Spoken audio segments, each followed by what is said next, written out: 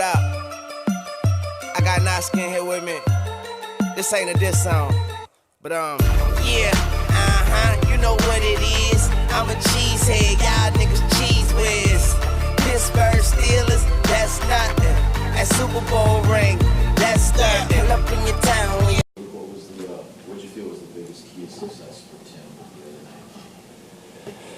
the other night? I thought he started off a little slow, but I think once he got his feet wet, he thought he, really settled in, and I thought he had good composure. And Tim's a talented guy, and I think that when he had those opportunities, and we left a few opportunities out there on the field too. But I thought for the most part, when he got those opportunities, he gave guys an opportunity to make a play, and he handled himself well, and he was, the composure showed, and that's why we wanted to give him that opportunity to do that. Aaron was saying the other day he feels the best looks he'll get this preseason are against his own team in practice. How comfortable are you entering Chicago if he doesn't see any time this preseason? Yeah, you're talking. He's got a lot of reps. He's got a lot of experience. The preseason I don't think is going to affect him that much. We were fortunate to have that opportunity to practice with the Texans too. So, I think he's got reps against more than just our defense, but at the same time, I think for him, it's just getting comfortable with his teammates is the most important thing, and getting that chemistry going. And we've had a really good camp, so I feel really good about where they're all at together. What are the parts of the game from the quarterback position that can't be simulated in practice? Just the pocket movement, whether a guy got you or not, and the scrambling part of it.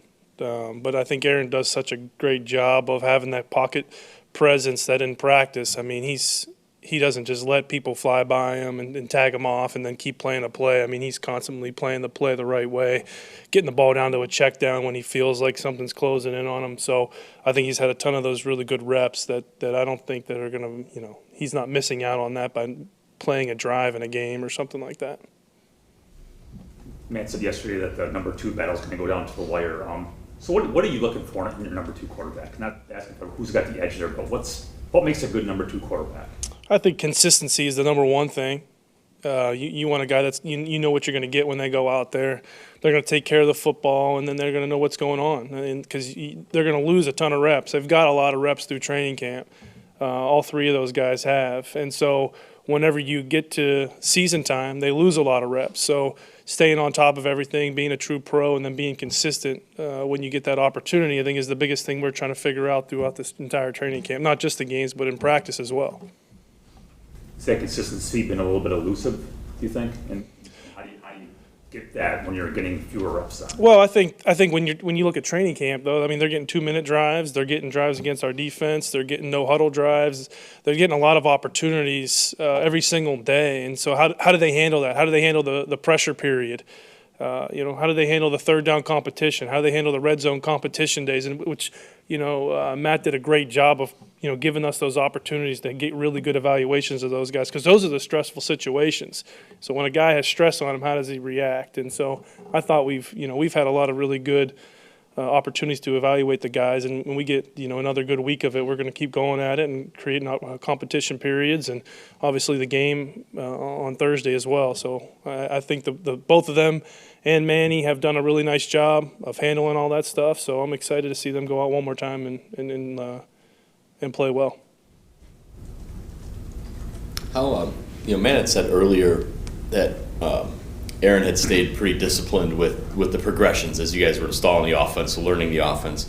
Not just him, but even the other guys. Have you seen that? Have you seen them really lock in now to the way the progressions and the reads are supposed to go in this? Because obviously, it's unlearning a little bit of what they had been doing. So have you seen that through these practices? Yeah, absolutely. From where we were, back in June to where we are now is a much different place. And I think when Matt's calling a play into that headset, they're painting a picture in their head of what it's supposed to be and what it's supposed to look like. And I think that's the coolest part about it, where we're at now from where we were, is their comfortability with the terminology.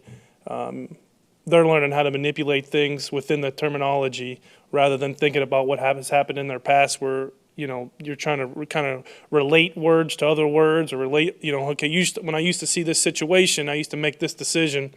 And now I see the situation within this offense and this structure. I know how to make that decision or manipulate whatever I want to manipulate. So I think from the amount of growth we have in that area has been really, really good. Hey, Luke, speaking of headsets, how do you feel about being timeout guy?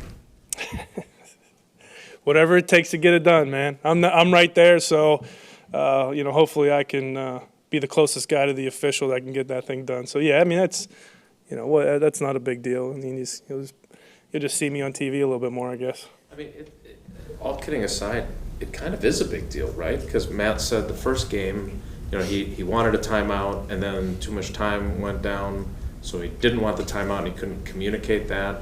And then this game, it still didn't quite work the way you wanted at the end of the game. So it actually. No, it's a big deal. The concept is a big deal. I just think, I guess I was just more talking about my duty. It's not a big deal because you're locked in the game. You're going through the play. I'm playing each play as the quarterback every single snap anyways, and so I'm kind of ahead of the game, anticipating a timeout in most situations anyways, and whether or not we're going to use one, checking out the play clock as it's going down. If Matt wants to be ready for that, then I'm creeping to that official as well. So I don't think that duty is going to be a big deal. I'm probably when we're on offense, that probably makes the most sense for me to be that person, honestly. You also were, I know, during some practices in Matt's ear about like when to challenge pass interference and stuff like that. What have you two and the rest of the staff kind of seen through 3 games in that process of figuring out what's going to be overturned, what's not, what's that been like? Yeah, it's that process is going to be interesting. I think it's going to be a learning process throughout the season for all of us. I think the clear and obvious thing is going to be the big interpretation that we're going to have to just settle in on, and I think key situations are the other ones too. If you want to take a chance, you can, but I don't think it's going to be something that I think we're all learning that it's not something we're just going to be throwing flags all over the place and getting those things overturned. We haven't seen much of Manny Wilkins with obviously Tim and Deshaun. How good of a feel do you have for what he is and what he hasn't been right now? Yeah, no, I have a pretty good feel, and I think everyone on staff does too. And hopefully we can get him some more opportunities this week to go out and prove again. I think Manny, he's a sharp kid. I mean, he's played for a bunch of different coordinators, so he's had to learn new offenses throughout his career in college, and that showed up for us in his ability to not have a bunch of reps and still be able to execute and operate in the offense. Generally, how do you feel Deshaun has played in both games and practice this preseason? Yeah, I think Deshaun's played really well. I thought, going into the first game and that opportunity for him was huge, and I thought he did a really nice job. I thought he composed himself well. He handled the situations well. He's very comfortable. He's a poised guy. So when he gets out, he went in second this time, and he had to deal with some stuff, and I thought he really handled it really well. I mean, he's a guy who has a lot of football instincts in him. And things come a little bit, the football mental part of it comes pretty natural to him. And I thought he composed himself well throughout this whole training camp. And I think his mental growth has been as big of a gain as anybody in that room. Yeah. Do you guys have the action down, the play action? I know early there was some friendly competition with selling it and sure. finishing it. But that's part of practice, right, with this. So how did you guys have to drill it, and then how do you feel about that, considering how important Yeah, it is? we drill it almost every single day. I think when you guys were at practice, you see us working and throwing in those nets and stuff, but that's kind of the fun part is the net. It's really more working on your ball handling and action and making sure your feet can time up to the rhythm of the play. And I think, it's just like we were talking about before, the growth of those guys in this offense is huge. They're starting to feel when the ball's supposed to come out, when they're supposed to move on in the progression, and when it's time to get out. So, that's a huge part of who we are. And I think those guys have done a really nice job. Luke, you were here a few years ago, obviously, but you were coaching the wide receivers, but you built that relationship with Aaron. We always hear, Aaron's got all this experience, et cetera. In what ways does he look different to you in this offense, whether it's getting the ball out in rhythm and on schedule? In what ways does he look different to you than before? different's a strong word, or maybe I don't know if different is the right word I would say. I just think that he fits this offense really well. I know that the last offense, we lined up in the gun a lot, and we kind of spread people out, and obviously he's really good at that. But I think his skill set matches this offense so well because he's such an athletic guy. He can manipulate defenses so well. He does well on the move, and then obviously his arm talent is second to none. So I just think he just fits this offense really well. I think is in my words a better way to say it. You going back to the backup stuff. By my count, it's 45-10 on the scoreboard for Tim over Deshaun, just as based on points on the scoreboard. Mm-hmm. But you guys obviously feel it's a lot more closely contested than that. What's been the difference, do you think, or why do you think it is so close heading down the stretch? What's Deshaun done? Well, maybe that I'm missing. Well, you're literally just talking about points in preseason games? Is that what you're referring to? I know there's more No. than that, but it's still. Yeah, no. Like I said, it's an everyday evaluation, and whether it's the way they handle themselves in the meeting, whether the way they handle themselves in practice, it's hard to compare apples to apples within a preseason game when you're playing with different people and you're playing against different people.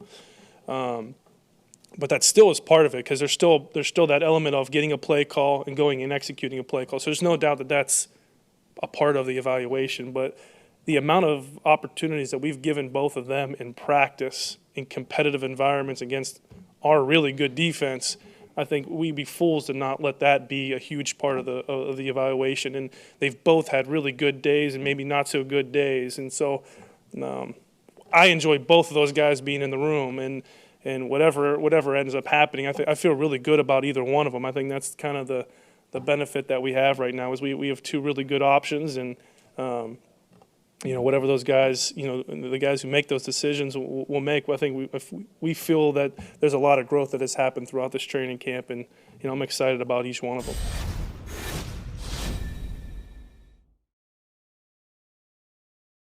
So, I just love my team.